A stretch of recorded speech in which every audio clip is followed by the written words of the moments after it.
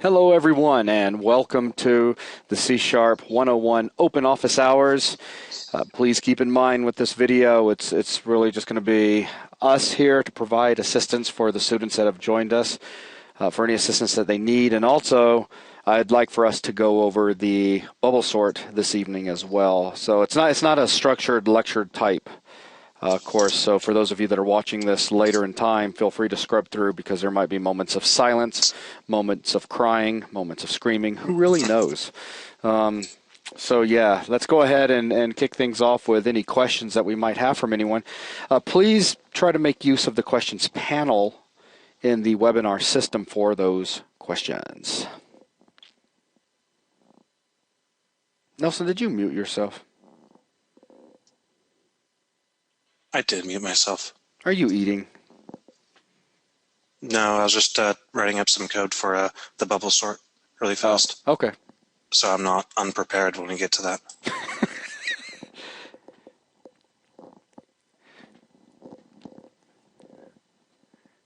How come I never get to do the introduction? Well, I don't know. I hadn't thought of that. Sekfal says 12 days till death. What death? NATO asks if we have a Gavin, or is he asleep? Nope, Gavin is not joining us tonight. He is sleeping. Oh, Sekfal until his Visual Studio expires. Gavin is a noob. Apparently, Gavin had been awake for 20 straight hours working on code, lost track of time, and then fell over nearly dead. Now, seriously, Nelson is getting very close to having the web-based BuzzNet complete. He's got one final issue that he's got to get knocked out. Once that's done, we should be able to give it a test. I was going to allow us to test it tonight during class, but that's okay. It wasn't quite done. We had a private class that went on a good bit of the day today. So, yeah, there's been a lot of teaching going on. Last night, Nelson and I stayed up quite late recording new MMO videos that I just need to get encoded and put up. And that's the quick rundown of what's been going on. So, Nelson, question that came in from Andrew, he's asking what tech does the web-based BuzzNet use, if you want to answer that. Uses SignalR. So it's SignalR, which is a real-time communication protocol for web-based stuff built by Microsoft, which uses either WebSockets or falls back to long polling. For the client side, for the code, obviously there's a lot of JavaScript. I'm using Backbone.js for the architecture, Require.js to allow myself to separate out my JS files very easily. Underscore, which is a requirement of Backbone, but it's another nice little tool that I use for templating and a few other cool things. jQuery and jQuery UI, of course. It's hosted inside of an ASP.NET MVC app, although I only have one route, one controller, and one view because everything is handled by a single page. And Jen, just to toss out real quick, I just saw your question in regards to a new BuzzNet, and no, we're still using the last released one from about 2 weeks ago, or a week and a half ago, something like that. Let's see. Also, question from Jamie. Actually, Nelson, if you want to take a look at that, this is going to start getting into some real questions now.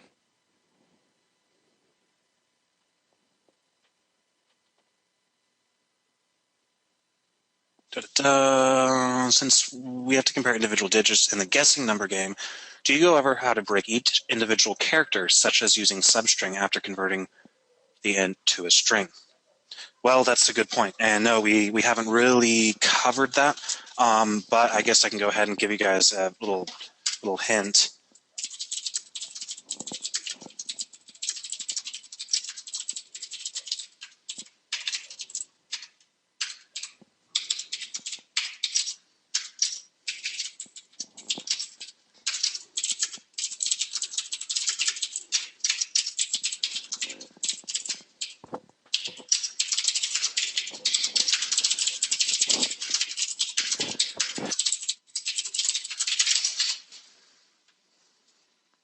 There you go.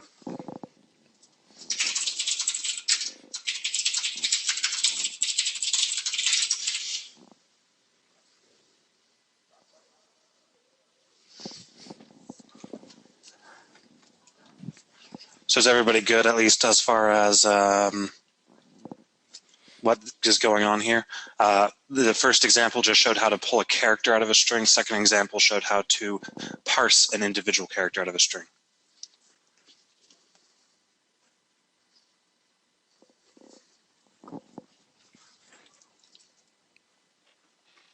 So yeah, two different examples.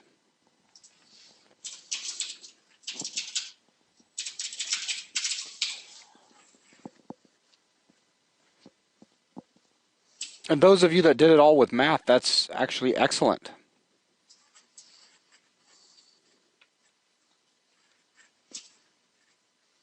All right. Apparently, I still know how to write bubble sorts, so I'm ready on that front. Okay. But let's go ahead and just stick with this here, helping out people that have questions at the moment.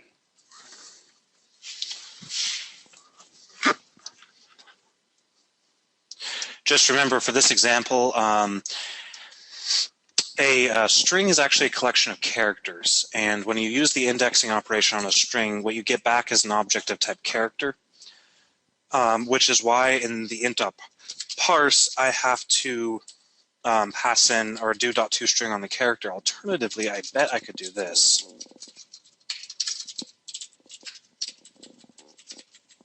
This should work just the same.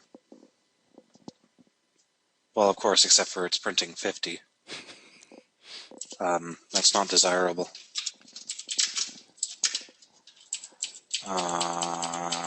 Why is it being... It's being kind of stupid, honestly.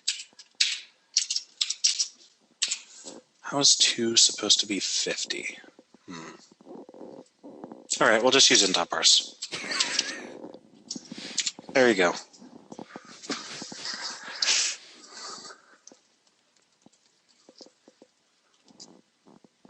Ooh, Elevating points out ASCII code number. Yeah, actually, I think 2 is the ASCII code number. I'm not mistaken. Let's verify that right now.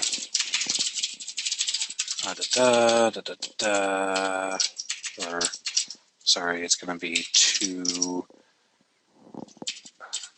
int. Yep, you're right. That's the ASCII code number. So Barry asked the questions, where can we post code-related questions about homework? Gavin deleted them. Well, Gavin deleted, basically a bunch of people were posting spoilers and stuff about the homework, but that does bring up a good question. I've gotten PMs that I've responded to on an individual basis. You could PM me or Gavin. Well, I mean, you could PM Jason too, but he's probably busy with stuff. I try my best. Yeah, but Gavin gets 5 billion PMs on a daily basis anyway. But Gavin is, I mean, he's specifically with us for helping with homework and all. So yeah. Feel free to PM any of us, but you're going to get your quickest response from Gavin. Then Segfault says you can PM him or talk to him on the IRC. As he's been a tremendous help over in BuzzNet itself during these classes.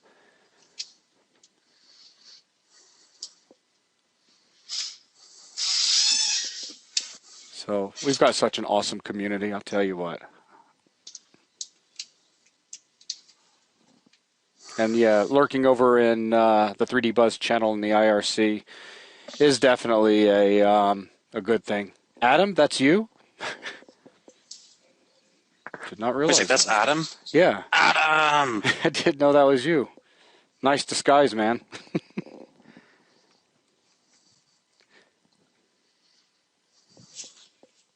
So Barry, if you had a question right now with code related, if you want to send a PM real quick to Nelson so that he can actually see the code, that would be that'd be fine.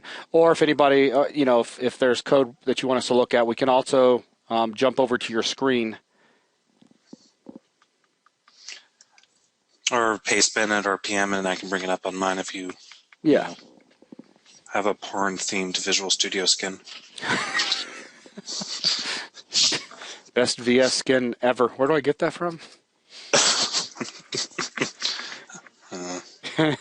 Scott, you can get them?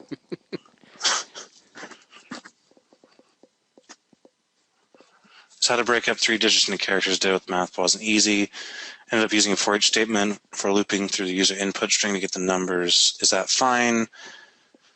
Or using strings instead of ints? I would say instead of using the for each loop, just verify the length of the string that it is 3 characters long, and then use the kind of code that I have up here, probably with an int.tryparse though instead.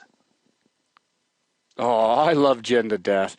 Homework was a humbling experience for me this week. Destroyed my self-image. Aw, I definitely don't want to show my code this week. Oh, it can't be that bad. Don't be shy, Jen.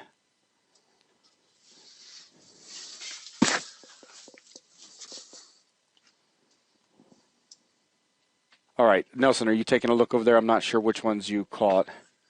If for loop has a scope, why can't I declare separate int I outside of for loop after? Well, he's talking about this. Or you talking about declaring it after? Oh, never mind. Never mind. I see what you're saying. He's talking about that. And honestly, it's just part of the specification. If you read the error message, a local variable named I cannot be declared in this scope because it would give a different meaning to I, which is already used in a child scope to denote something else. Basically, it's going to be the equivalent error message that you'll get right here, except for inverted, which is already used in the parent or current scope to denote something else. The reasoning behind this is most likely to do with, that's probably just an arbitrary decision on the part of the C# compiler team to reduce confusion with local variables. But what you can do is you can declare I in a different child scope. So you see how I opened up a scope, an empty scope that's not attached to any sort of construct, which means you can also use it in another for loop if you really wanted to. As far as the why does it behave like this? That's a very weird spec. Yeah, it's just about the spec. It's nothing. I don't see any logical reasoning. But the developers of C# constantly talk about the decisions that they make in C# as a language to kind of stop people from doing things that could lead them down a wrong path. And I suppose it could be confusing to see an int I down here. If this for loop was of any particular length, you might think that it's referring to a different or the same variable or a different variable, or I don't know. And Jen, you've got your hand up. Flick your hand on off if you want me to unmute your mic. Dun, dun, dun, dun, dun, dun, dun, dun, dun, dun, dun. Aw, no flicking on and off. But Jesse wants me to unmute his mic. Jesse. How's it going? How's it going, man? It's going pretty good here. Oh my god, I had such a difficult time with the bubble sorting. What gave you the most trouble? It was actually just the sorting part itself to get it to sort more than just one number. Well, 2 numbers. Okay. Because I was trying to use while loops and everything, and then all of a sudden my dad's like, why don't you just use a for loop? I was like, what? But you can do them with while loops easily. Yeah, anyways, he told me to do a for loop, and I ended up doing a for loop. I did some MSD and research. What do you and what are you talking? Do you want to send your dad's name over so when we do up the certificate we can make sure his name's on it? Well, he only gave me a hint. Oh, okay. I'm just giving you a hard time. He didn't write it for me. Gotcha. Okay. Well, do you have Nelson? You said you had the code ready. How about we just go ahead and spend a few minutes and start talking about the logic? You did do yours with 2 whiles, right, Nelson? As you change them quickly.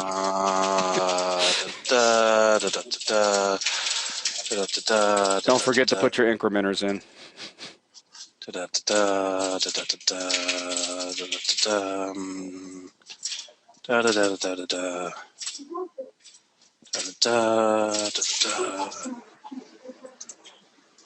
Oh, hold on. Oh, oh you stupid ass thing. Class Nelson, live people. Yeah. Though, in all honesty, that is nothing near as bad as what he said during the private class today. He actually stopped my heart with what he said. Worse than if he would have said the F bomb. I'll just leave that out for everyone's imagination, but it literally startled me when he said it. Anyway, Jason, of course I use 2 while loops. All right, what I want you to do. All right, Jesse, I'm going to go ahead and mute you back, sir. So let's go ahead and take a look at this now. All right, there we go. So, anyways, but no, I wanted you to code it up from the start so you can walk through it talking. Nelson, you saw nothing. All right, so the first thing to talk about is before we even code it. Well, all right. I was going to say, do you want to just start off by just hitting the logic, the idea? I did something that was really cool, guys. And for those of you that were true beginners, I wish you could have been here the other day. Again, 98% of you that are in this class are not honestly true beginners. But Meta, bless her heart, she really is a true beginner, has never, ever coded at all before. So she was still struggling a little bit with the concept of arrays, and it was awesome, Nelson. You would have loved it. The other night, I went and took a bunch of those styrofoam throwaway plates, and I took a pen and I labeled index numbers on them. And then I took paper, tore the paper up, and put values on those. And then had a couple more of the plates with numbers written on them for the variable temp and a variable called counter. And what I would do is I would throw down like plates 0, 1, and 2 and say, all right, write up what I need to declare that. And so she had a clipboard with some paper on it, and she would write up the statement that was required to actually declare that variable. And then I would throw numbers down in them, and I'd say, all right, write up the code that's required to make this that you see on the ground right now true. But we walked all the way through that, and then we got to discussing the bubble sort, just the basic logic behind switching numbers and making a number bubble up.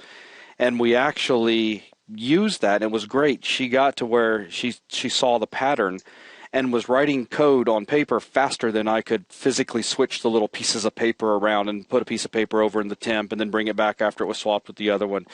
It was a really cool practical example, if you will, but that was pretty neat. Cool.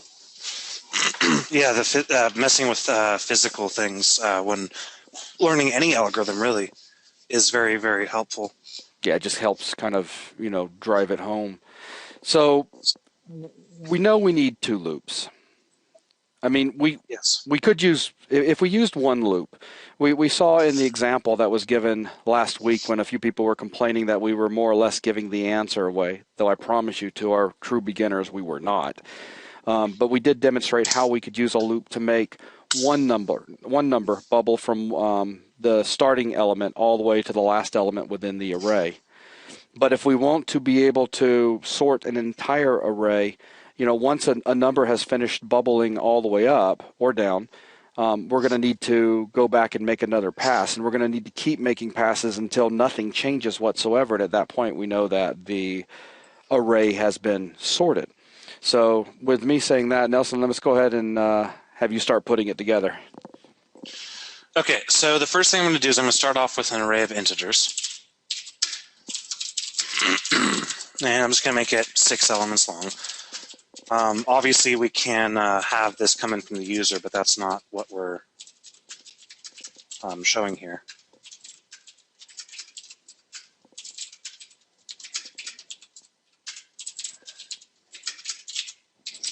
Okay, so the goal is to sort this in descending order.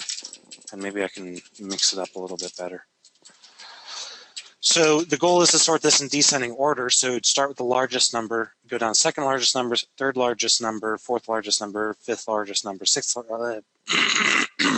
largest number. So the first thing we need to do is declare a while loop. And I'm not going to put the condition in there yet because we need to decide,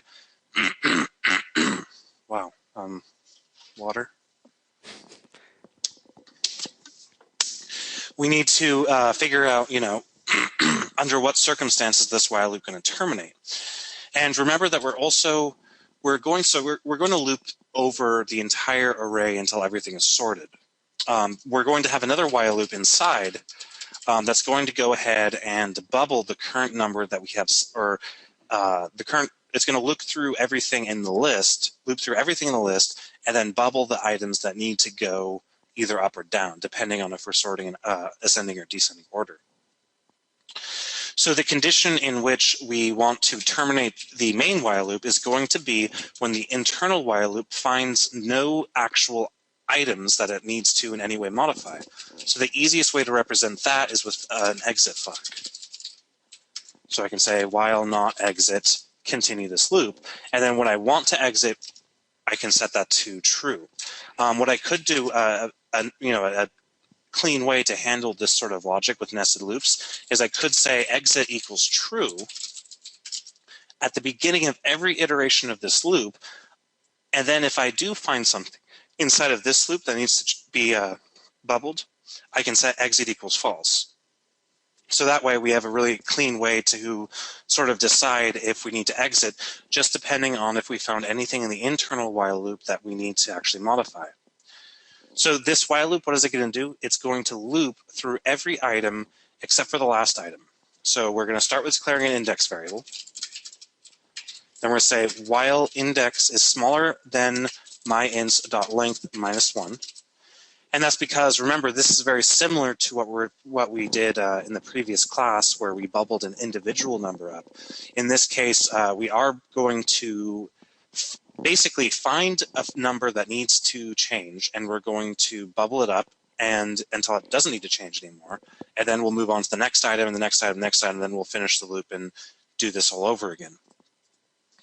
So inside of this loop, we need to do a few different things. We need to be able to compare the current item we're sitting on to the next item we're sitting on. So I'm going to alias out both of these into variables.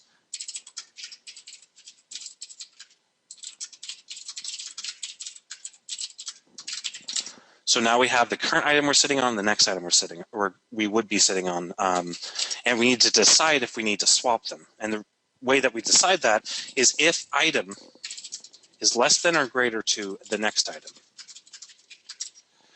So imagine we're sitting on myInts 0 right now. We're looking at the number ahead of it and the number that we're on. Item in this case is going to be 4342. The next item is going to be 21.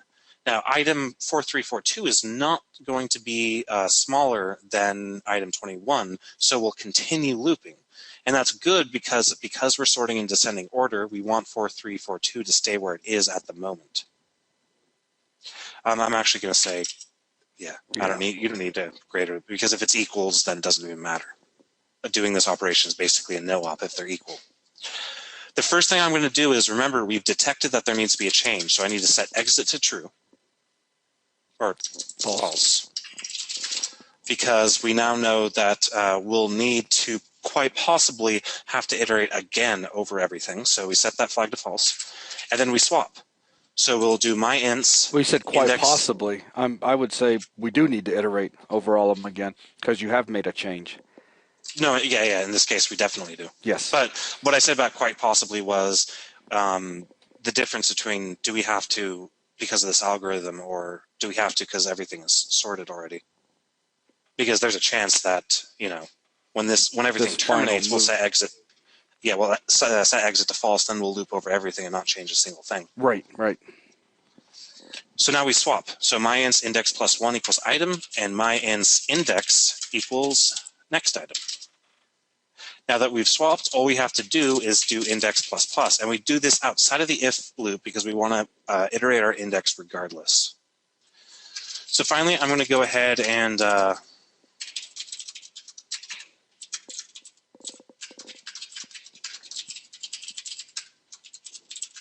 just write them out. And I'm going to run this. It's that simple. Cheater. Everybody should know what the for each is from the last video, but this is important right now.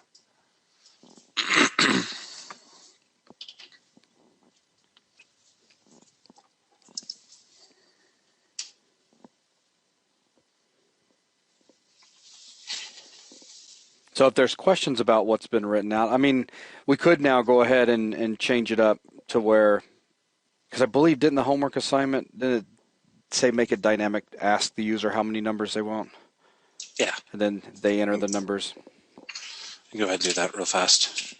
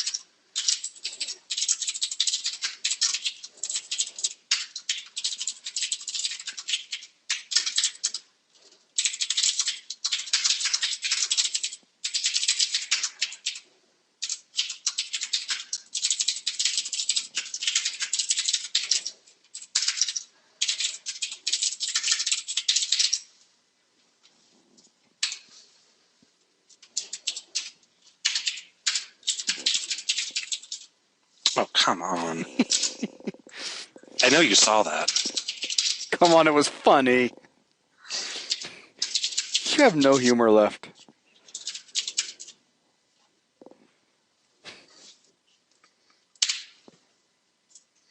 And if we do something stupid, it tells us so. Okay, so just leave that right there for a moment and take a look over on the questions panel. Is there any reason why you sort descending instead of ascending? Because the homework said descending. Just makes it easier to grade.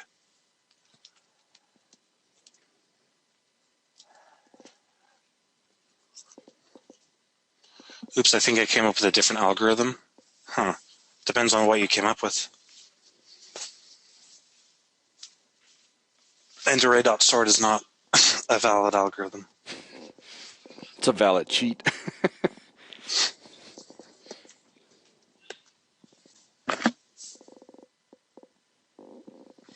Unfortunately, I haven't received the homework from Gavin yet for the bubble sort. Yeah, and I haven't either. We were supposed to validate user input. I don't think that was a requirement of the No, homework. it wasn't in the spec, so if you didn't, don't worry about it. But remember, users will destroy your program any way that they find.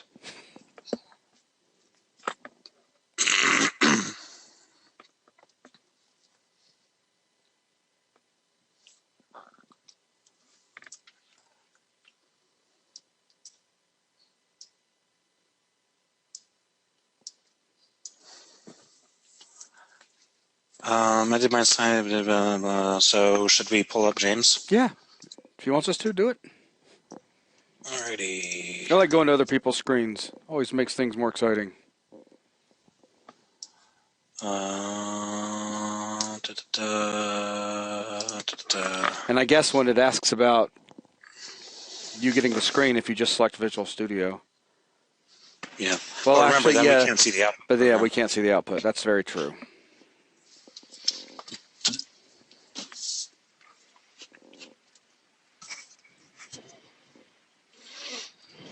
Pretty much, NATO.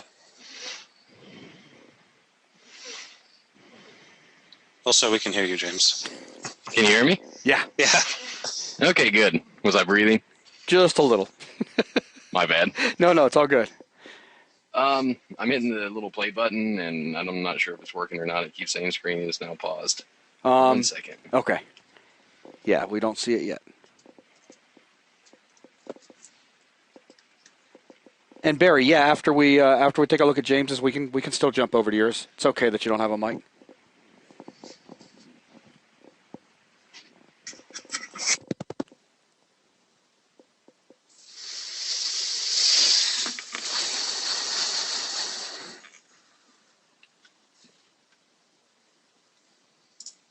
I don't know what's causing this.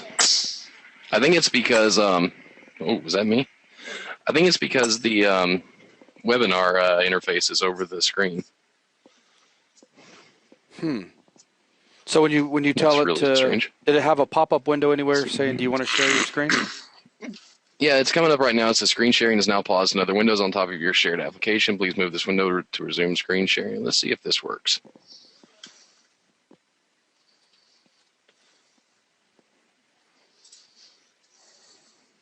Yeah, I'm not sure why it's not letting me. Oh, that's the first time ever. Huh. And nothing along the... Oh, Uh-oh. I see what it is. What's going on? BuzzNet. Uh-oh. Hmm? All right. Am I on now? Yes. Ta-da. Okay. All right, this is just a little, this isn't my actual homework. This was like just research I was doing. Okay. I had it set up so it would just throw in a random array, and when it came up, it would show the sorting, and it doesn't like doing that either. Anyways, what I did is I started out with the sorted Boolean, just like Nelson did. It will tick over to true at the first iteration of the loop, and it changes down here. If changes are made, it ticks over to false to let us know changes have been made and we need to keep iterating. What I also did is I declared a pass count integer that gets incremented at the end of the iteration, because what I found was the smaller numbers, the bigger numbers would bubble to the top slowly, but the smallest numbers would go all the way to the end automatically at every pass through the sorting method. So what I did was, in here on my second while loop, instead of decrementing the length by 1, I decremented it by the pass count. So every time it iterates through the method or through the while loop, it ignores the last one, then it ignores the second, the last one, the third, and fourth. So basically, it's checking less numbers as it goes through each time, because those numbers have to be sorted, and that was my logic, at least, because every time they're going to get pushed down, and that was how I did mine differently. Yeah, that works. And does the code work? Looks like it works. From what I could tell, I set it up so that it would just run indefinitely. It would make an array, test it, make another array, test it. And after like a million iterations, I hadn't found any that went false. So Yeah, I don't see where seems to anything. work. Yeah, I was about to say I don't see where anything in the logic shows a flaw where it wouldn't work. Nothing wrong with a little optimization as well. I actually didn't know if maybe I'd maybe found like a different algorithm by accident and was going to fail the homework for it. This isn't bubble sorting. No, that still This is. is balloon sorting. You did it wrong. All right, cool. Thank you. Yeah, very nice. Good job. Let's go ahead and switch over to Barry. And now Barry does not have a mic, but we can still see.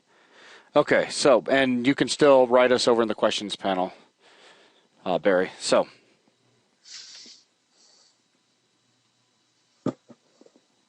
yeah, the heart of the loop right there.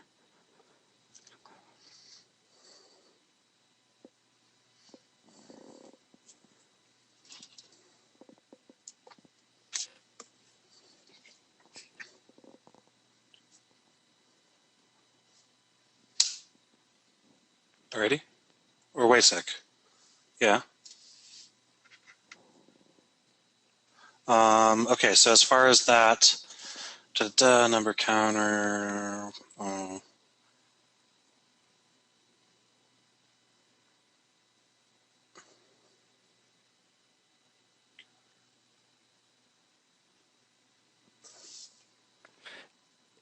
He's just using different logic for the exit condition, basically. Yeah. It's still a bubble sort. I'm wondering what circumstance, though, that would cause an issue.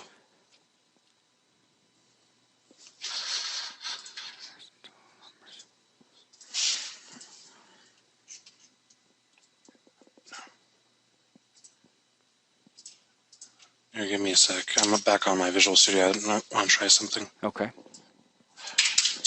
You going to change it over to... Yeah. Let's go and jump back over to your screen real quick.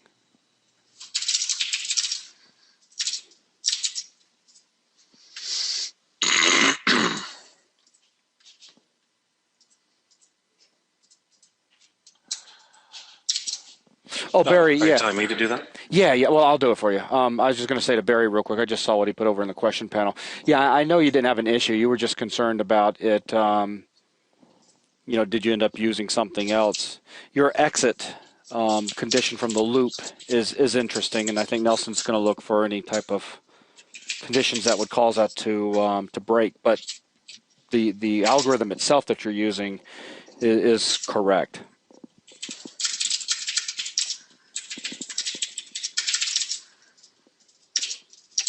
I'm just tossing this. I'm just going to do what what's his face did.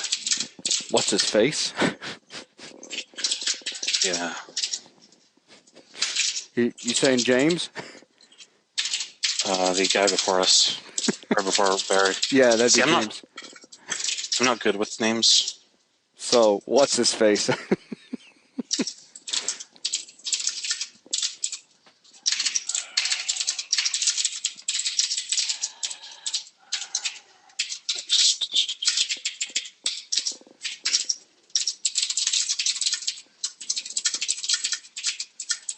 Actually, what am I doing?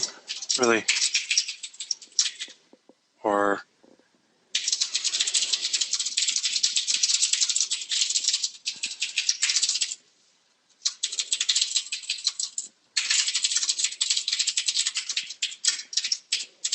No, James, you're good. It was just pretty funny what Nelson, how he addressed your name. Basically, Nelson's in the zone right now.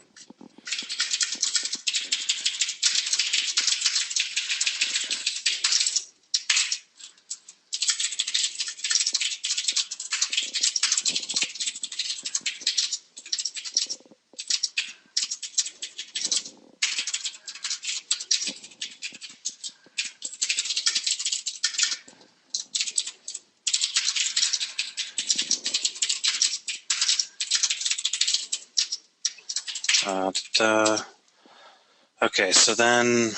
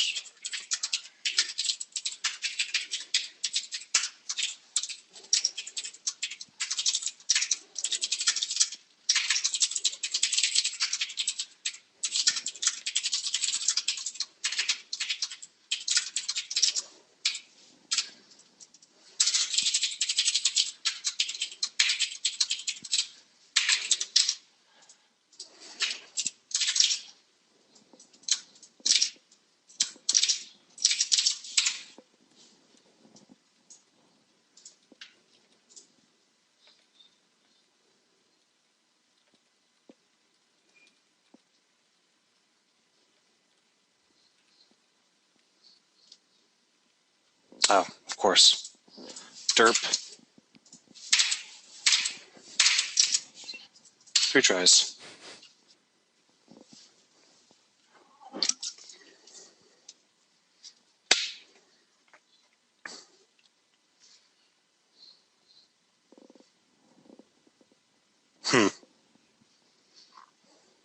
I wasn't paying attention. I was responding to somebody that was having trouble getting into the classroom. What you got going on? Seems to be working just fine. comparing it to You're just running a bunch of sorts, and as long as they're okay. Well,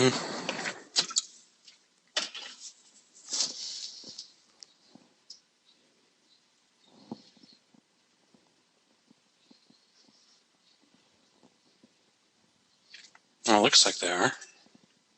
Yeah, it's just a very interesting approach for the exit.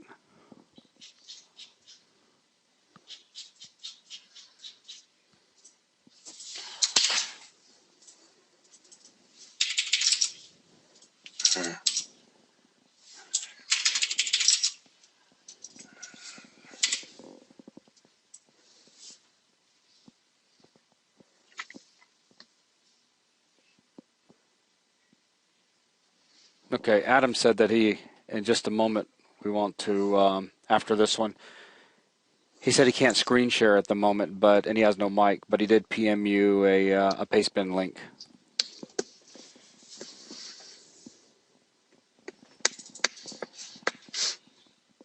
No, but that looks good to me.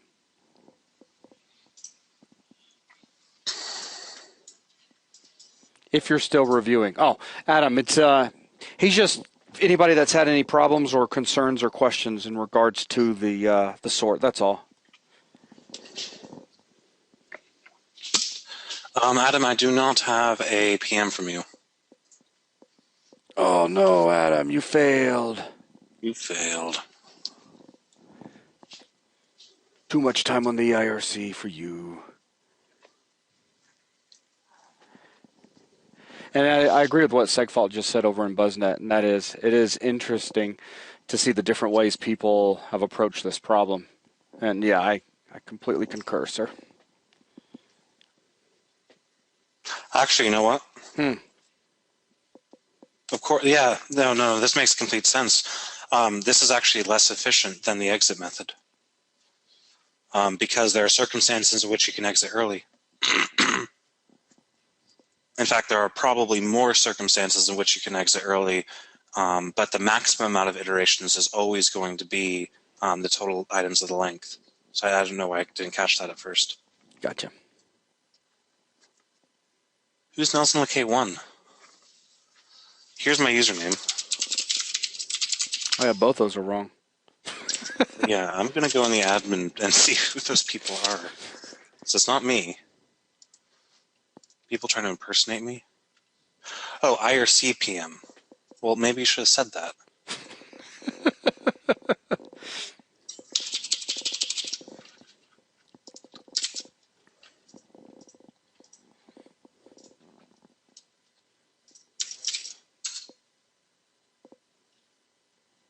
And Alan said, if we fail this, do we fail the course?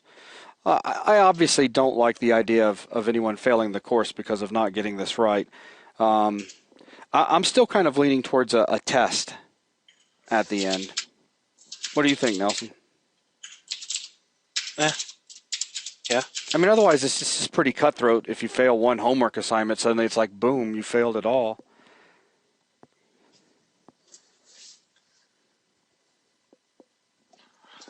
Alrighty, so what's the... what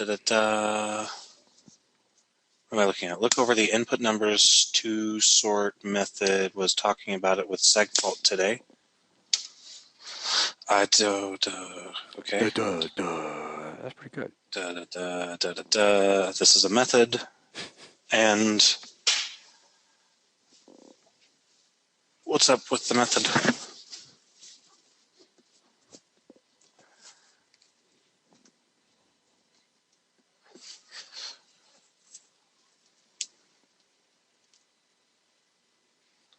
Well, first off, you are returning the input.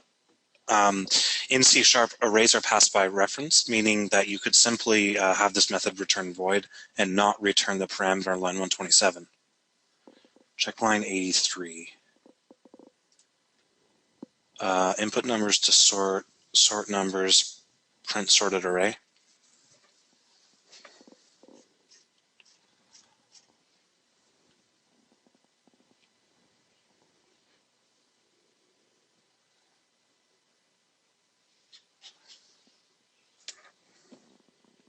he isn't storing the return. Yeah, and it's because arrays are passed by reference, meaning that the return type is irrelevant at this point and doesn't need to be there at all. It works, but not for the reason he thinks it's going to. Well, if I go ahead and do this, if I just say void, and then I nuke line 127 and run it, it'll behave just like it did before.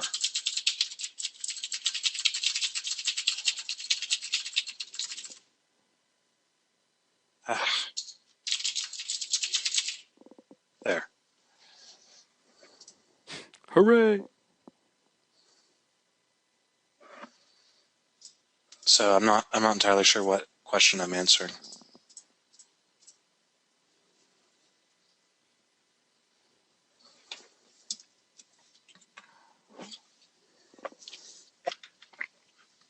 Well, so it takes an desired array length and constructs the array and returns it back.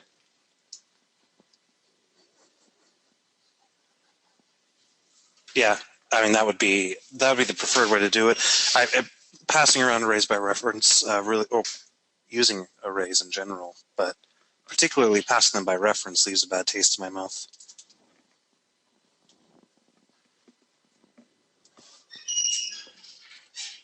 I mean, you could rework this code. I'm sure Segfault had already written it to like this, but if you said something like return int array, and I know we haven't really even covered methods yet.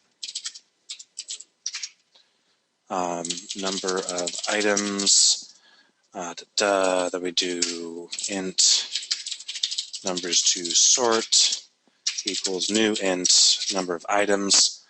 Then we simply return numbers to sort, and then up here we can go int numbers equals that, and then do number input. This line becomes unnecessary. This line will simply become this, and then numbers to sort will become like that. And at this point, this code will behave the exact same way as well.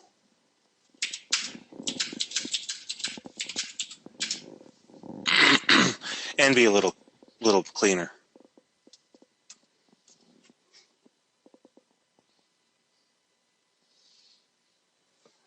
And so, if you want to, Nelson, we can take a look at how Wolf Knightley solved his. Okay, I had the questions panel closed.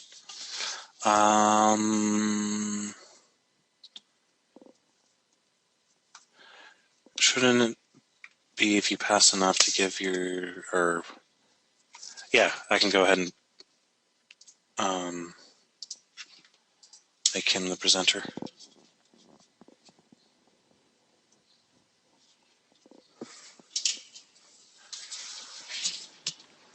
Hey, Wolf. Hey. All right. It's funny. I did the triparse thing for entering the amount of numbers, but then I guess I completely forgot about that when I was actually entering the numbers. That's just kind of funny, I think.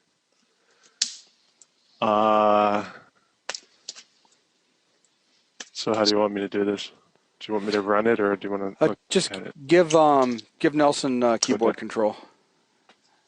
How do I do that? Over on your webinar panel. Should be.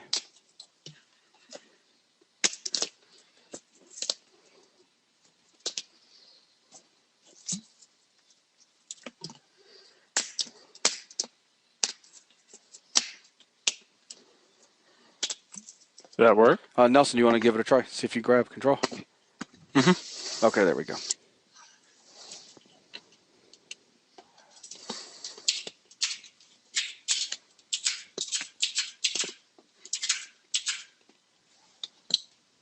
That seems to work. Although I do see something interesting, how you're using a string array to contain your numbers. Yeah. Is that a problem or just weird? Well, the issue, I mean, obviously the code works. The only issue that you'll have is that you have to do the int.parse on every iteration of the loop. Uh-huh. If you were to do all that computation beforehand, then you could not only save CPU cycles by not having to do int.parse every time, but you could Right. also display to the user at the time before you start looping that their input was incorrect. But other than that, I mean, again, You could display to the user. What do you mean that their input was incorrect? like right when they write it. If you were to validate their input right here, you could say, "Oh, the number 5 that you entered was a string or wasn't a number," or something like that. It just be a The better, number 5 wasn't a number. or The index 5. the number at index 5 wasn't a number. And then that would provide a better user experience than, and what will happen right now if You put a string if I- in. So I type in that and I say, "Hey there, whoa, stuff and things." Crash, huh? And here it comes. Then I should get a crash in a Yeah. second. Right. Yeah, like I said, I forgot about But the yeah, but even then, problem with the numbers there. But yeah, if I you see would what have used the try parse still inside the while loop, the problem I have with it is the user would have felt like everything went fine putting the data in, and let's say that they did accidentally hit the P key instead of a 0 or some letter that got logged in. Then when it went to do the sorting, the problem would be that when we went to output the number as it was trying to parse it, it would end up writing a 0 out. So suddenly you would have zeros in the sorted data because those numbers weren't really numbers. So it would be much better ahead of time to when you're getting the data from the user to do the validation then, instead of trying to do a try parse and validate the data while it's in the middle of actually looping. but why would you have a 0? No, because if you do a try parse and Uh-huh. the try parse Oh, it fails, fails? yeah, if it Oh, I fails, see. it's going to out a 0. So the user would think, whoa, what's going on with my sort? Because now I'm looking at different data. So it'd be better ahead of time just to say, oh, that's not a valid number. Enter it again. Just to verify that everything that they entered before we get to the sorting algorithm is true numbers. So where okay, internet. So that would So that where would would you enter the numbers? You're saying that you'd enter the numbers in a different place? No, I would right now. The way you're doing it is you're setting up a string array, and between line 47 and 52, that's where you're getting the numbers from the user. But you're just simply reading in a string, and you're not doing any sort of data verification right there. So instead of doing numbers, hey Nelson, go ahead and stop execution of this and. Go ahead and change that string array over to an int array and show them what I'm talking about. Yeah. So see right now there's no validation on the data that's being entered into the array while the user is interacting with the program. And it would be better to have the program tell the user while the user is inputting the data that, hey, that's not a valid number, and let them re-enter, as opposed to just collecting anything the user wants to throw at the array, and then the problem rear its head during the sorting.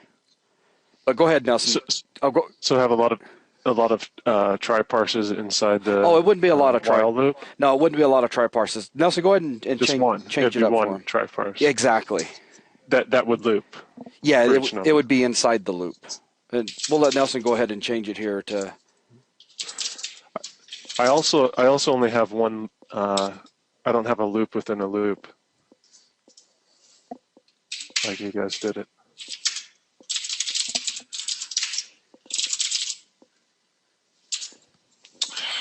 I hate when I hit the exit key. It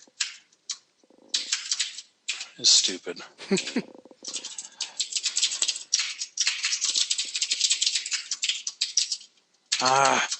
Now I'm used to typing. Oh, and I just hit exit again. Minimize my stupid window. Invalid input. Else.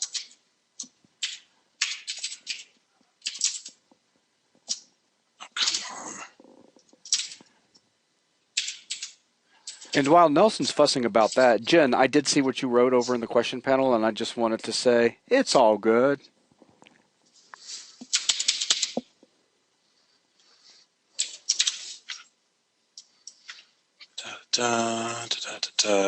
Lag. This reminds me of the first videos I did with you guys when we were using your machine over TeamViewer. Oh, yeah. Ugh. And the lag was about 3 seconds behind.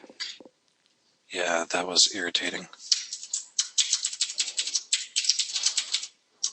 All right, so basically at this point, now all the input is going to be validated before the looping even starts, or before your bubble sort even starts.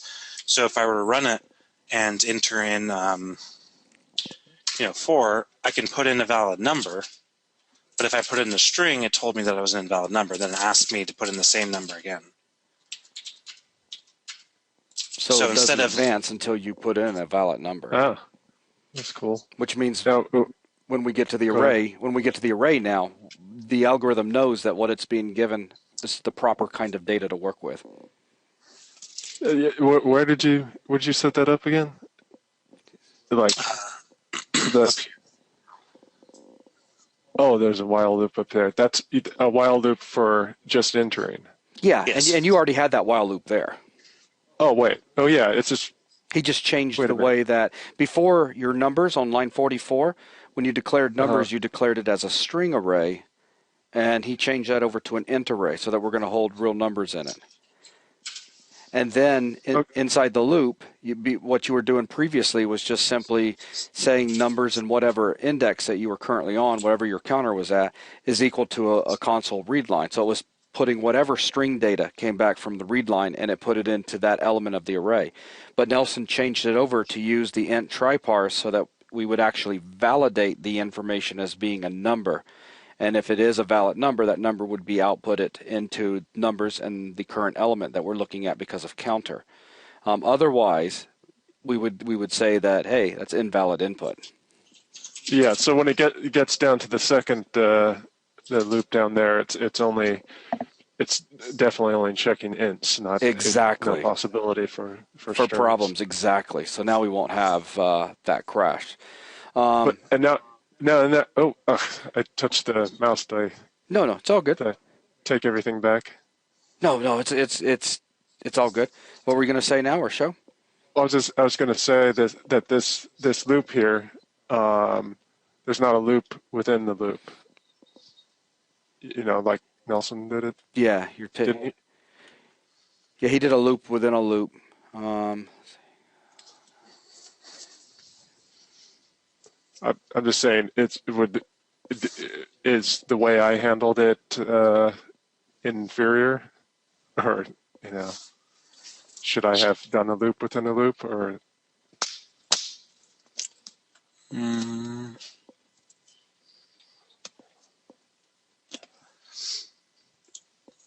I won't say it's inferior if it works. I don't know. I don't think it's any less efficient because it's still using the concept of not doing a sort when everything is sorted, when numbers are in order. So if you scroll down a little bit, it is a bit long, but Yeah. What more or what? nah, just that one loop, not the output.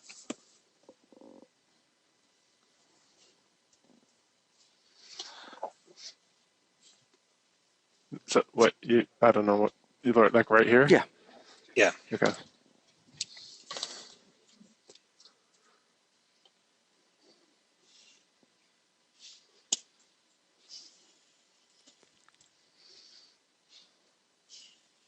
So you're basically simulating a loop within a loop by resetting the counter.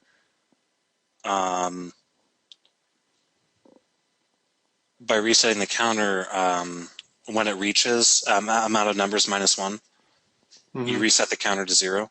So that's basically Yeah, because then you're reiterating again Yeah. or you're looking at the That- number that- starting at the start index again. Logically, you have a loop inside of a loop, even though you didn't express it that way in code. It's almost a pseudo loop. Well, yeah, kind of. It would have been cleaner if you did a loop inside of a loop, but as far as getting the algorithm and doing the algorithm correctly, this is correct. Yeah, I don't know. This is just where my mind went. It's kind of, I'm a little removed from it because it was a week ago that I did it. So I was looking at the code and it was like, well, okay, what the hell did I do? Or what did I do at first? And Yeah, it's a different approach that I haven't seen before, but yeah, no, that works. but is it actually? It's not any less efficient. It's just less readable, maybe. I would say it's less readable than a loop within a loop, and the only reason is because that is the logic you are expressing. Is a loop inside of a loop? You're just doing it differently. But in programming, it's usually good to use the programming constructs that you have available to you to make your code as clear as possible.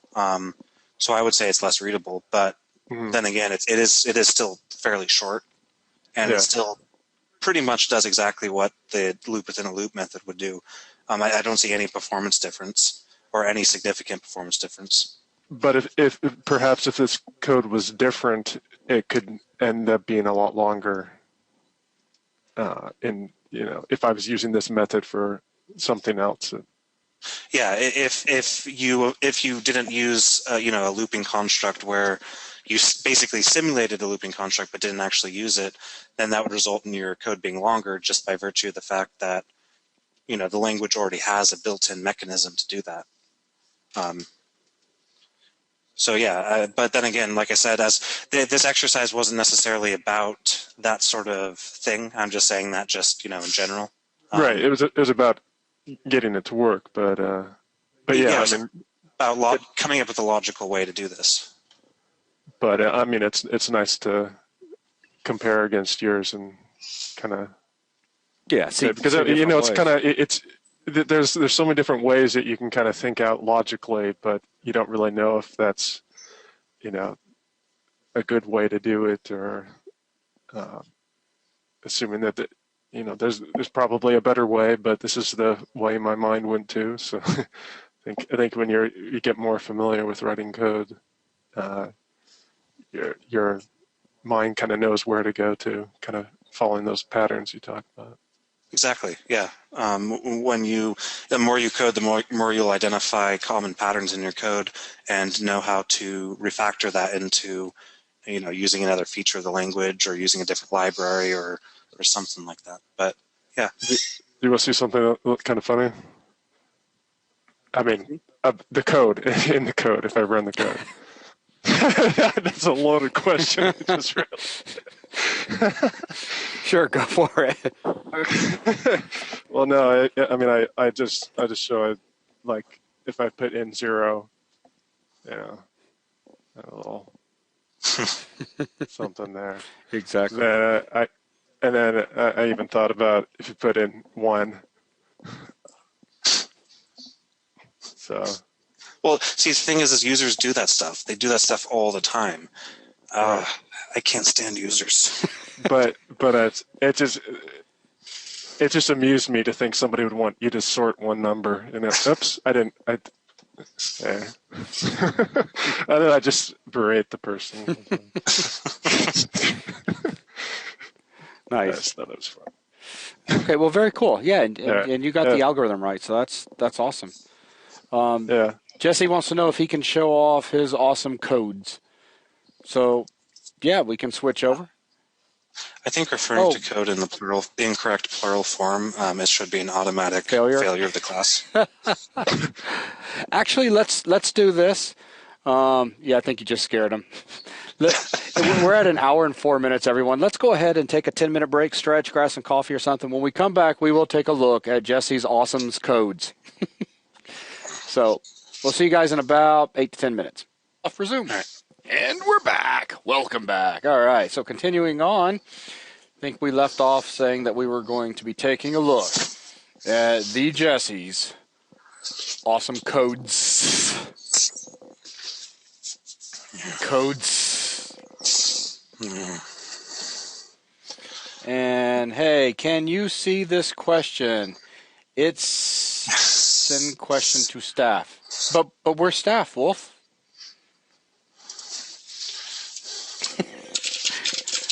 Wolf's over there experimenting right now.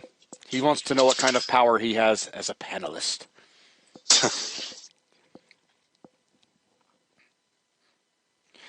All right, Nelson, you have control. Go ahead and give Jesse the power to show off his awesome codes.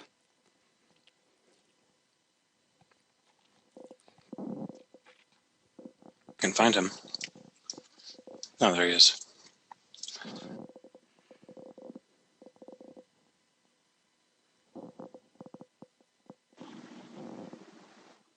Okay. Can y'all see it? We sure can. All right. So this is my awesome codes. And if you run it, da da da da, say 5. Oh, man, there is a huge problem in your algorithm, though. Oh, that's bad. No, there's not. I'm just messing with you. Lies, all lies. Oh, all right, let's take a look. Look at you with all your for loops everywhere. Ah, but we've talked about them now, so. Yeah, cool. It's pretty awesome codes. Yeah. Doing the similar type approach with the outer loop, Nelson, as we saw earlier. It's interesting how that's already come up a couple of times now. Nelson. Hello? There you are. You were cutting out real bad. Yeah, I don't know about the formatting, though. You know, I was waiting for you to get on to him about that because there's definitely a problem with how he's using those braces. Oh no. Oh yeah. Well, do explain. Give Nelson control. Okay. Give keyboard and mouse. Give it to all, and then let's have a game on BuzzNet. Okay. All right, Nelson. And show him what's up with the formatting. Because yeah, it is making my eye twitch. Starting at line number 13, to be honest with you. That was my favorite. Line 13's your favorite? Okay, it's all fixed. But undo that, Nelson, and go ahead and show him, though, just so that anyone else that's watching this that has formatting issues, they can see what the problems were. All right, these guys should be aligned with the block of main, which starts right here. Same with these guys, and same with these guys, same with that guy, and same with these guys. Now, a really quick trick on how to get all that formatting for you automatically in Visual Studio is put your mouse cursor on the last ending curly of the file, delete it, and put it back, and Visual Studio will automatically format your code correctly.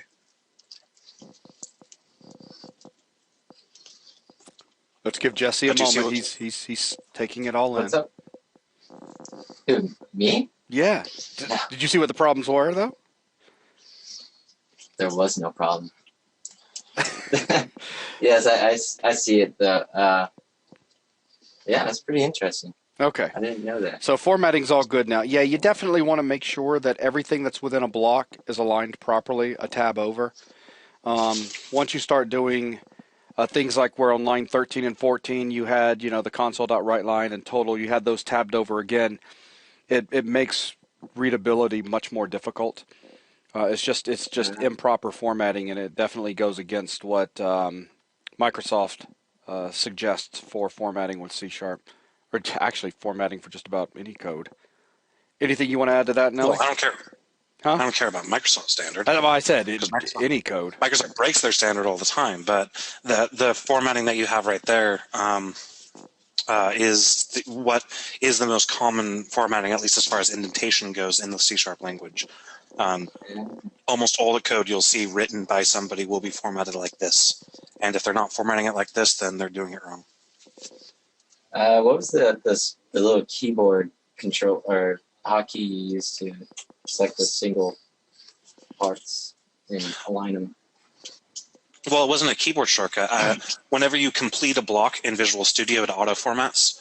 So if you just delete the ending curly of something and then add it back again, Visual Studio will automatically format your code. Yeah, the one that you were doing, like you were selecting the code and then. That's going to be Tab and then Shift Tab. Oh, touche. So see, it was worth us looking at your awesome codes after all. It's still awesome codes. I'm glad you're proud of it. Very glad. No, it's a good job. It works, and that's exactly what we wanted. So, all right. I even showed my dad. I was like, "Oh, sorry." No. So you showed your dad. Was he happy with you? Was he proud of you? He was proud. He was like, "Oh my goodness, you're coding." And I was like, "Yeah, it's awesome." Does he code? He's a software and hardware designer for Fed Wireless. Oh, that's awesome. He designs like the wireless analyzers for oil companies and tobacco companies and whatnot. So very cool. He's a big C++ programmer. Yeah, I can see and that. Whenever he tries to teach me, he teaches me like, oh, this is what a heat stat, or he just gets all in the detail about like back in the day programming.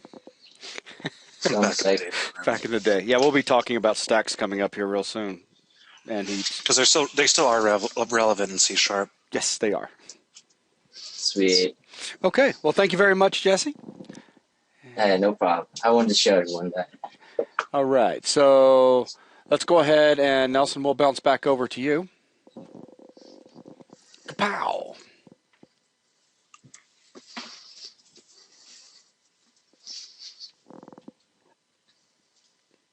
What did I just do? Did I show my whole screen? I see Visual Studio. Oh, okay. I mean, that is you we're looking at. Yeah, that's you. Alan asked if Jesse's code validated input. I didn't even pay attention to that, to be honest. And the only reason was that wasn't actually part of the actual design spec for the homework. Though in the case of Wolf Knightley a few minutes ago, he had a very interesting thing set up because of how he was doing the try-parse, and it was in such a way that it could actually break the... I'd rather things break while the user's inputting numbers, not in the middle of the algorithm running. So that's why I wanted us to cover fixing that in his particular case. So, all right. What else? Oh, I do know that Meta had a request for me on break, Nelson. She'd love to be able to finish getting down what you had for the bubble sort, the way you approached it a little earlier. She'd started writing it down, and then it went bye-bye. Oh, Nelson, you're muted, too.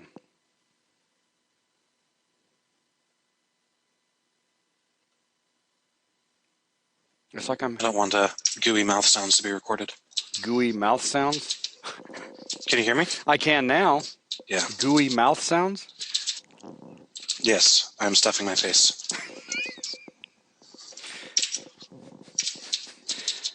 I'm just going to be good right now.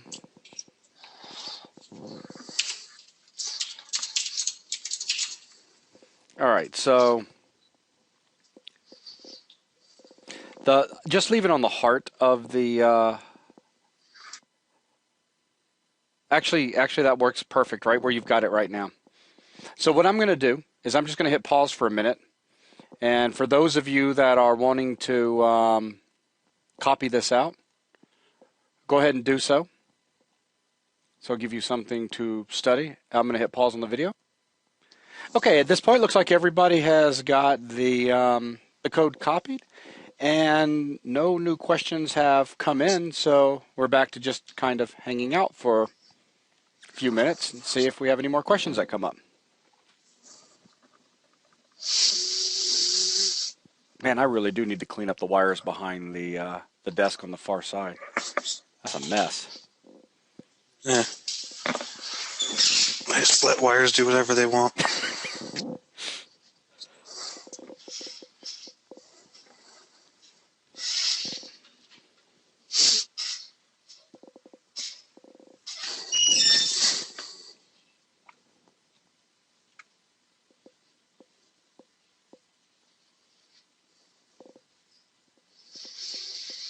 Oh, I can tell you guys this.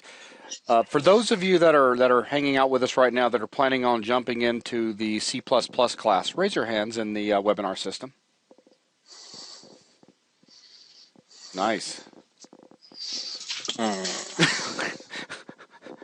It's okay, Nelson. All right, now everybody start flashing your hands just to freak Nelson out. There you go, Nelson. That's how many people are going to take it. Okay, enough flashing. About to give me a seizure. That's beautiful. So, you guys are about to be you guys are the first to get this piece of news.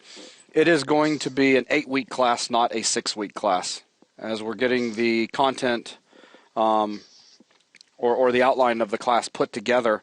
6 weeks is just not enough with one meeting a week to get all the way up to the point that we want to get to. So just letting you know, it's going to be a 6-week 101 class. 8-week 101 class, not a 6-week. Can't register yet, but I will make sure that you guys know. So you guys are going to end up getting first run at it before anyone else, because we're going to have to do a cutoff for that class because it's going to get kind of crazy.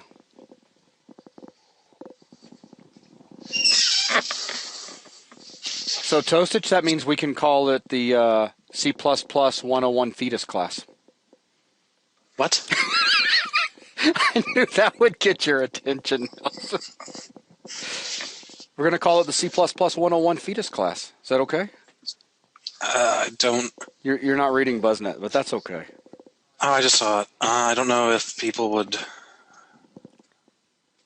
Yeah, probably not politically correct. I don't know.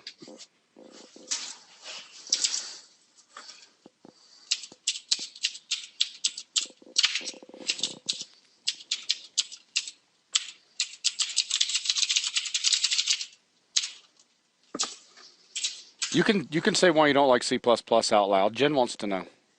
It's not that I don't like the language. It's not that I don't think people should learn it at all. There's a lot of reasons to learn C++. Actually, honestly, I still think that's a great language to learn, especially early on, because you get to learn about pointers and data structures and memory management, and you don't get a whole lot of functionality from the platform itself. You of course have no real system of reflection. Templates are a pain to work with in comparison to generics and stuff like that. Of course, C++ has its place in the production world as well. Particularly on high performance cross platform applications, embedded systems, stuff like that. But in general, when working in C++, as when actually developing code in C++ is just not a very fun experience. And a lot of people have this sort of misconception that C++ is a more advanced language than C#. And the word advanced really, it has a bunch of different meanings to it and different connotations that different people kind of take to heart. And they think that C++ in some way provides more features or more flexibility or allows you to express yourself better. And the answer to that is no. C# is a very expressive language, a very powerful language. Once you get into the more advanced features, there are a lot of different ways to express the logic that you want to express. With as few lines of code as possible. You still need to know what's going on behind the scenes. You still need to know when things are appropriate, what the performance implications of doing things in a particular way are. So you still need to be cognizant of all the things that you would have to be cognizant in C++ for. But C++ gives you it just doesn't give you as many tools. It doesn't give you as many language tools to express yourself the way you want. And you're generally stuck writing a bunch of cruft or repetitive code that you wouldn't be having to write in C#. Then again, that cruft and repetitive code is the stuff that's happening in that corrupt and repetitive code is still happening in C#, and it's still great to understand what's going on. It's imperative to understand what's going on. We're not going to be talking, in this intro course about certain things that we would have to talk about in the C++ course, which means that there's a lot of concepts that people will be learning right out of the gate to even be productive in that language. And those concepts are great to know no matter what language you end up on. The issue that I have is simply people who have this sort of dream of being like a game engine programmer or something like that, something that's traditionally in the C++ realm. And, they think that C++ is the only way to accomplish that because C# is a toy. And I really dislike that viewpoint because It was pretty. like I said, it was pretty funny back in the day when you thought C# was a toy. I did personally think it was, but I I generally didn't actually say that. My argument always was that C++ is a great language to learn. That was and I still hold to that. Oh, C++ is without a doubt a great language to learn. I'm happy that we're going to be looking at it. I'm happy that we're going to be doing it with C++ 11, and there's some things that are just a lot easier than it used to be back in the day. I did have a question that came in. I almost didn't see this one. It was kind of tucked away over in the chat in the webinar system, but it was hang on, it already managed to scroll off screen. How similar is C# to Objective-C? I really can't answer that. It's. I mean, you're probably better at answering that. Yeah, it's not going to feel very similar. If you know C or C++, you can get in and start coding without problem. Objective-C itself is Objective-C is interesting. It's a very interesting extension to the C language. That the way you do your method calls and things like that are it's bizarre at first, to be honest with you. Okay, so isn't C++ like the industry standard? What industry are you talking about? Yeah, because things have things have changed a lot over the years. Are you talking about the accounting industry? Because that's going to be, COBOL. Are you talking about, or like banking industry? That's going to still be mostly COBOL. Are you talking about, the web industry? That's going to be C# and Ruby are the two biggest ones. JavaScript as a server-side language is starting to pick up. Are you talking about game development? Depends. If you're talking about engine development, C++ is a standard in that sense. If you're talking about game logic, I would say C# is an up-and-coming standard, given Unity and the amount of people who have embedded a mono runtime into their application. So yeah, C++ is not no language is an industry standard. If anything, I mean, yeah, there's no such thing because there's so many industries within the programming industry that you can't really say that.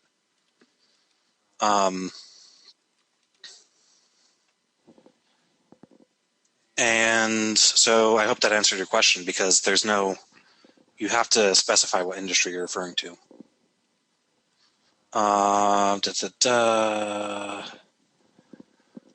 Is F# an improvement over C#?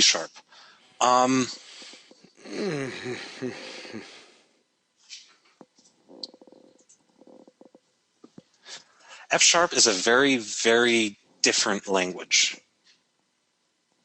Very, very different language. Actually, I first want to answer Segfall's question. Nelson, what would you have done if you were forced to work in COBOL and punch cards and you dropped a program over the floor? What?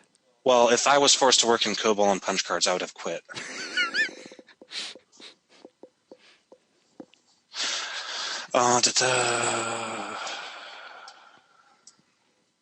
Now, F# is a very, very, very different language than C#.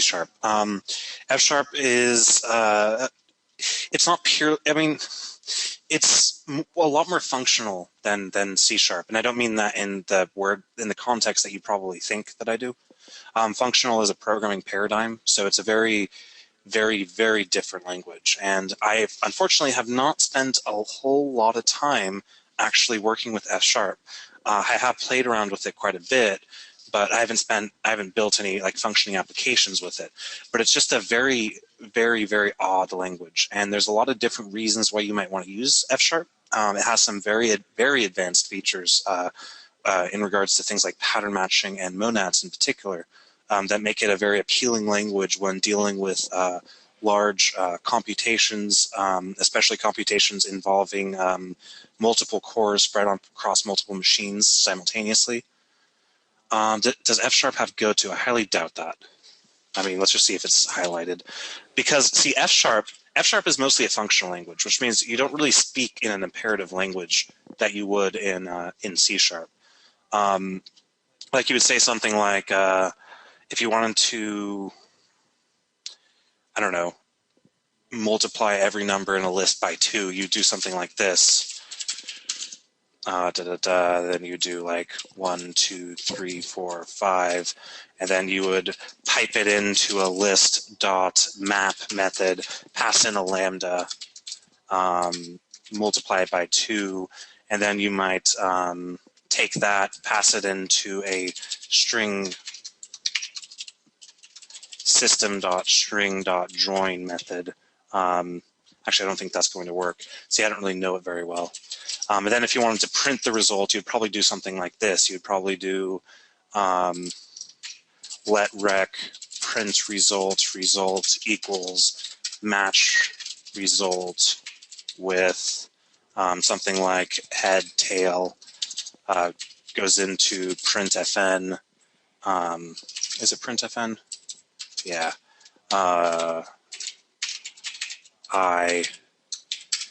Head followed immediately by a recursive call into print result with tail, and then if we match an empty list, we might want to say, printfn finished, and then we could simply say something like print result. So as you can see, this is so easy to read.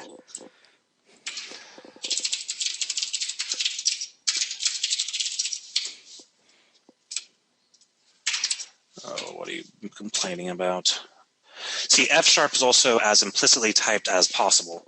Yeah, don't you still need your terminator down there? I forgot if you needed terminators. I forgot it.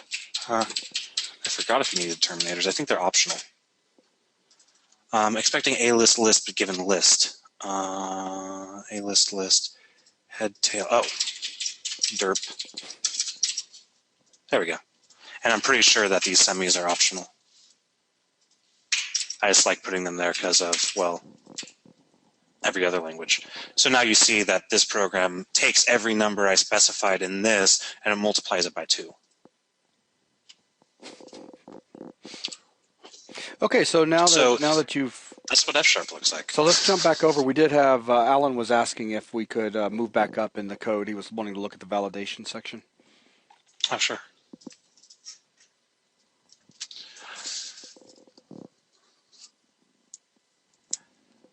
But F sharp is a very interesting language. I'm very interested in playing with it more and actually writing real applications with it. But it's very much geared towards different kinds of problems than C sharp is. And unfortunately, you're not going to find as many people who understand the F sharp language as you will the C sharp language, because F sharp is it's a lot different. It's more like Haskell or even Lisp than F sharp.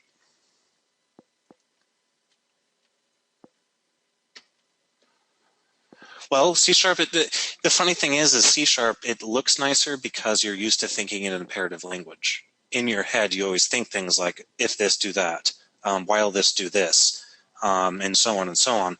And once you get into object-oriented programming, you'll also see that there's a lot of similarities between that and the real world as well. F sharp's not like that. F sharp is a more declarative language where you say, this is what I want to happen. And it's not something that you can think about as executing lines sequentially. You have to really turn your head upside down to think about it. Stupid question. What tells a compiler to use a console if you never use it in your program? I'll try to keep this code on the screen while I do this. I just want to show NATO. If you right-click on your project and go to Properties, you what? Oh, it sounded like you were stuttering for the word project. Keep on. No. There's an output type, and you have console application, Windows application, class library. A class library is going to be just a DLL that has that can't be executed directly. Console application is going to be an application that launches with a console window. A Windows application is an application that's going to launch without a console window.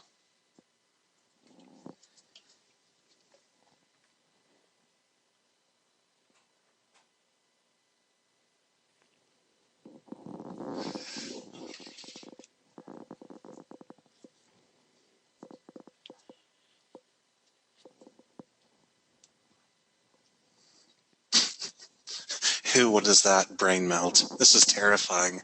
Brain death. He's typing Klingon. Brain explode. Ick. What the heck is that? It looks ridiculous. People talking about the F-sharp program. Yep. No, I was watching it come in a minute ago.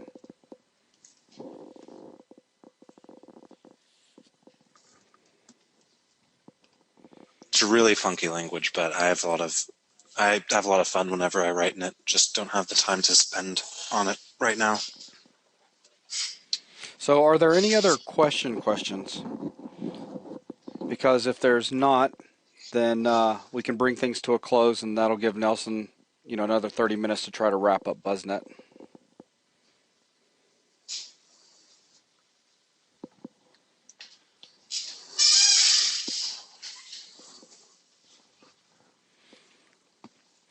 Now, real quick, I'm going to put hands down. Kink. Show of hands for those that are in the Blender, in Zach's Blender class. Oh, wow. Very cool. Very impressive. Over half of you guys. Just a quick note, in case you missed it, the Blender open hours will be tomorrow at 3 p.m. our time. So the same time that we have our Monday C# class, except this will be tomorrow. So I know a lot of you from the United States, you'll be at work or wherever. But for those of you that want to hang out with Zach tomorrow and ask questions in regards to how things are going with Blender, tomorrow, 3 o'clock. It'll be anywhere, like typical open hours, between 1 and 2 hours. Is it too late to pick up on that class? No, Ken, not at all. Just jump in it and just make it a point to start catching up on videos. That's the most important thing. I'll tell you guys, I definitely love the fact that we're now doing live classes as part of member sponsorship. It makes member sponsorship so crazy worth it. I just wish I could have found something like this when I was younger with live interaction.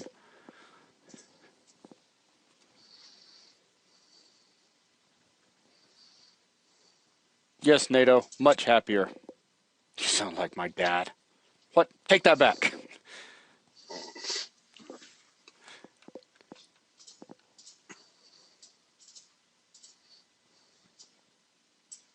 I'm waiting for the part where you guys say, okay, we're charging extra. Zach's already tried a couple of times. No, I just want to leave it right at $35. It is definitely very much worth the money. And Alan, I hear you. I wish we could do, classes each night of the week would be awesome because they're so much fun. But we're fighting such scheduling constraints at the moment. We're doing the private classes, and then the MMO's got to continue going forward, so we're doing that. And then I probably should have only done one C# class, though I'll be honest, I've been pretty impressed with how many people have been showing up to both classes. Can you say something more about how it's going in the MMO class? Yeah, for those of you that aren't familiar with the MMO class, we made this very clear from the beginning. It is an extremely unique class in such that it's not really a class, so that was just one way to label it. It's really a camera over the shoulder, or that's what it was supposed to be. Camera over the shoulder as we developed an MMO from ground up. But I think pretty much every single video has turned into lecture videos. I know there's way over 100 hours of MMO video content now. And while NATO is screaming design, and I totally hear him, we've been focusing on, right now we're actually demonstrating how to create your own language, which is something that's going to be used in a couple of different places throughout the MMO. And it's also being used as the basis of what we're creating, what's called CGS with, which is an extremely powerful addition to Unity, in such that you can basically use cascading style sheets to style your GUI interfaces in your games, which is quite spectacular, actually. But the MMO class, the one thing that we had to do is we do have a problem with member sponsors that would come sign up and grab exactly what they need and leave. We also have a problem with number of people, so we actually decided to limit, though we've left it open recently for member sponsors that are interested in getting in. But each month that you're a member sponsor, you gain tokens for that class. And now, when we're not creating content for it, because we do it at our own pace, and that was something that we were very clear about at the beginning, because we do have to continue keeping 3D Buzz going with other important projects. But when we're working on other things, I don't advance the token counter every month. So I think there's only like 6 tokens, maybe 7, but I think it's 6 tokens that are required to be able to view every single thing. So for some of our members that have been with us that signed up for a whole year worth of member sponsorship, and they got 12 tokens, they still have every single token that they need. And when you drop member sponsorship, when you come back later, you don't lose your tokens. As soon as you sign back up, you still have all the tokens you had earned previously. Another question just came in from Dave. Are you going to publish RuneSlinger to the Apple Store? Also, are you going to package and sell CGS in the Unity Store? We've talked about both, Dave. And yes, Jesse, the tokens are in effect in the MMO class right now.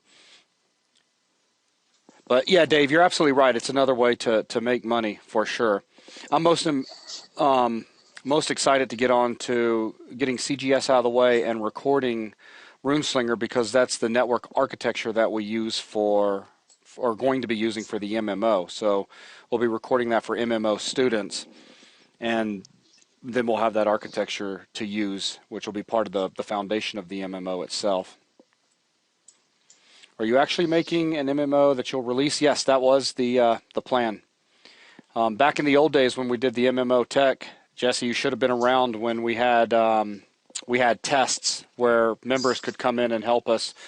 And as a matter of fact, I recognize several names from people that are like Matt. I see you, Matt, and NATO. And there are several of you guys that joined us during those tests. Segfault, I think you were with us on some of them. But we had a tremendous amount of fun testing things like the combat system with spells and stuff like that. It's a lot of fun stuff. How do you find out about how many tokens? Now, D-Stu, here's the important thing. Are you in the MMO class? Because to start gaining tokens, you have to be in the MMO class. That is very important. Yes, for 2 months. All right, if you just started for 2 months, you've got 2 months worth you got 2 tokens then. And honestly, every single one of you guys that are sitting in here learning C# right now, get in the MMO class. It is worth taking. There is some awesome content in there. Yes, some of it is extremely advanced, but there's a lot of stuff that's understandable. That's not super crazy. So, and it's all C#. Really. Yeah, Segfault just put a link up for 3dbuzz.com/MMO. Read it, get in there. Just contact Zach. He'll add you into the system, or Angela. May I ask if Lee is gone, or will he be in the MMO class again? We really don't know. Lee ended up having to work on personal projects, because he was also, remember, he worked for us part-time. He's also a contractor. He's doing IT type stuff and network design. And he ended up getting pulled into a pretty large project that was making him a nice amount of money. And he's been very much involved in that. So I don't know if we will see him back or not. I guess it just all depends. And looking for other questions.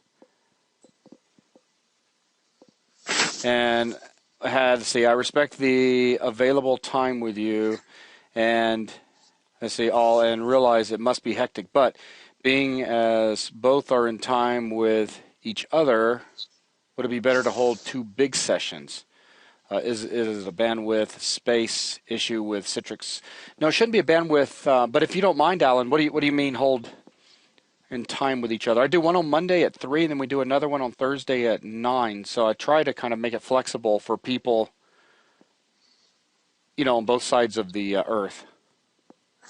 Hold 2 classes. Do you mean 2 classes a week of advancing forward content? Or the repeat of 2 classes a week?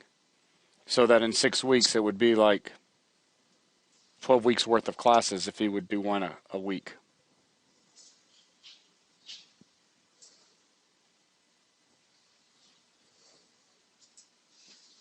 And the only problem with doing 2 classes a week, 2 classes that actually progress forward, is for the very beginners. It's quite stressful having a lot less time to put homework together. But let's not forget also the other problem we have is there's some other classes that I'm wanting to get up and going. The Unity, the Android development and iPhone development with Unity is an important one. NATO will probably do UDK at some point, but Unity is extremely important. Let's see, Unity was a big one. Also, just Android development is another important one that I'd like to see using Android or C# Mono for Android, excuse me. ZBrush is another one that Zach and I have spent a little bit of time talking about, and we've sketched out some preliminary notes for an outline. Maya is definitely on the list. It would be interesting to do it when Maya 2013 comes out, but we could always do a 2012 class. I don't anticipate things to change that much, but we'll see. Alan asks, it's a good question. Nelson, you got to choke when you see it?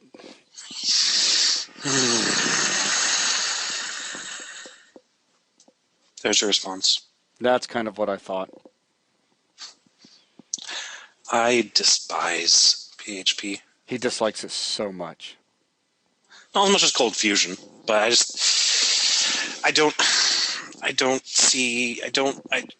just don't understand why it still exists. I do think that some web stuff could be very interesting. I have a feeling that Nelson would love to do some Ruby stuff. I actually wouldn't mind. I mean, I've been talking about that for a quite little some while time. now. Yeah, I know. Doing Ruby on Rails, maybe even Sinatra, stuff like that. Doing an ASP.NET MVC course, obviously, because that's the platform I know the best. JavaScript with Node.js, definitely possible. As far as it's free, well, so is Ruby, so is Node.js, so is Python, so is ASP.NET MVC. ASP.NET MVC is open source. Jen, C# is a free language. Express editions of Visual Studio, which can be used in production, are free. I'll just post it in here. IIS is free. SQL Express is free.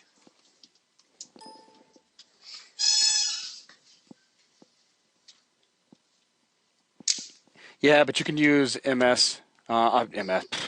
use MySQL. Because you're right, Segi. Yeah. MS SQL costs billions and billions of dollars. Ooh, there you go, Nelson. Thanks, Dave. Dave's our first person to say, love to have some Ruby classes and then get into Rails. Yeah. Someone said, isn't Ruby considered a horrible language? My biggest problem with isn't when I say I've been known to knock on the Rails crowd quite a bit, particularly because I feel that a lot of them are bandwagon hoppers and use technology that isn't appropriate to the solutions that they're trying to deliver. But Ruby itself is a really neat language. There's some things I really dislike about it. It's a very free-form language. You can do things to the language, such as redefine base types, change how syntax works, stuff like that, that I don't particularly like coming from a compiled static language. But it is a decent language. Would you use Iron Ruby? Nah. No, I would use. I would just if I was teaching a Ruby on Rails class, I would use Ruby, the actual runtime provided by the official runtime.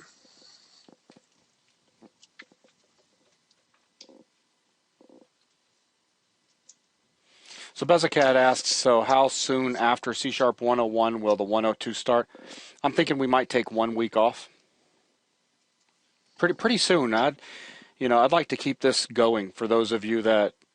Oh, come on, NATO. The idea is for those of you that are hanging. It's not like it's costing you guys a ton of money. And the idea is for those of you that really want to learn this stuff. I want us to keep pushing. I want us to get up to the more interesting, complicated stuff. I mean, the student that Nelson and I have during the day that we've been working with for quite some time now.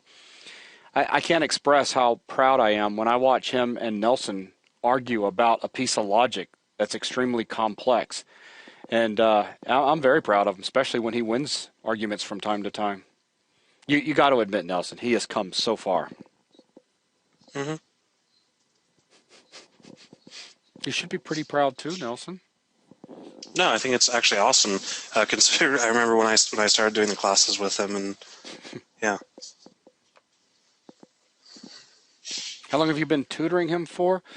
We've done 70, I think today was the 76th class.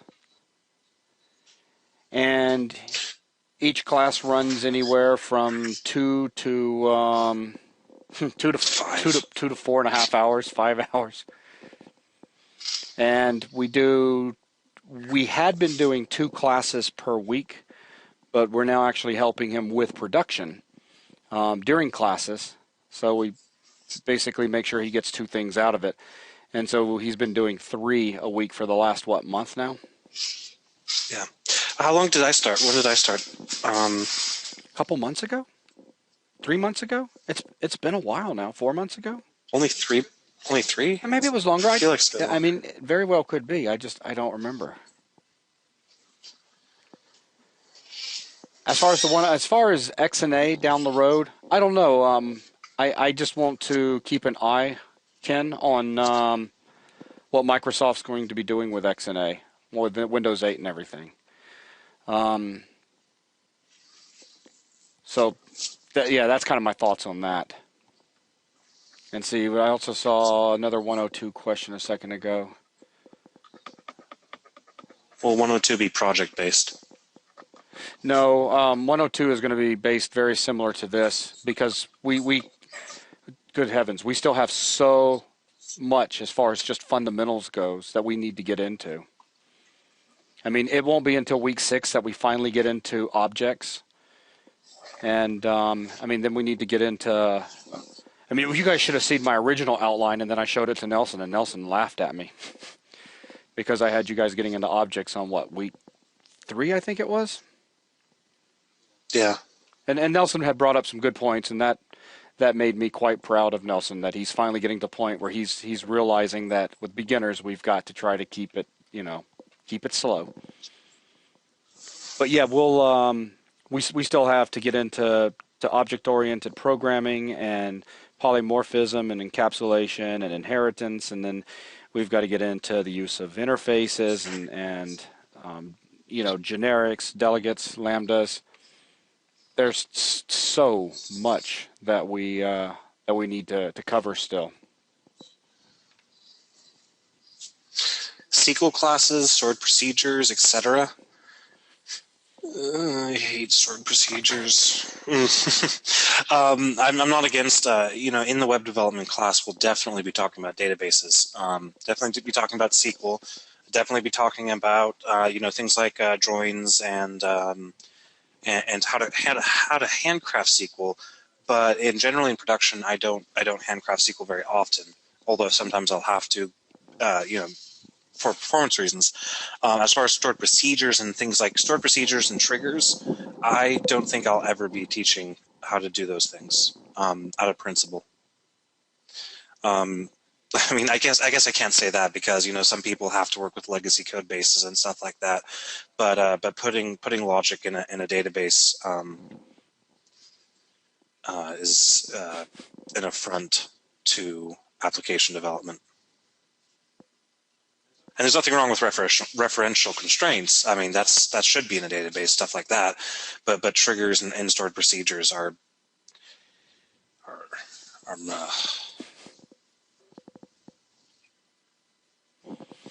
Okay, so, well, that gives a lot of Says who? additional information. Musaru, was that Good you night, Jen. talking to me, or are you talking to TF? Okay. So good night, Jen, and actually good night, everyone. We're going to go ahead and bring this to a close. We're approaching 2 hours. I think all the questions have been answered, and then you guys have got a lot of extra information as well. Don't forget, we will be doing the night class tomorrow night. For those of you that would like to sit through Monday's session again, and for those of you where Thursday night is the normal class night, well, we'll be looking forward to catching you then. And Segfault, I'll get on to, yes, I will encode them tonight and make sure that they are uploaded and ready for you to watch tomorrow, good sir. And with that, anything else you want to say, Nelly? No. Okay. Well, that wraps things up, and we'll catch you guys tomorrow evening or tomorrow for those of you that are going to be joining into the Blender class. So, and then again, that's an open hours Blender thing at 3 p.m. Central tomorrow. So everybody, have a good one, and thanks for joining us, and we'll see you soon. Bye, guys. Later.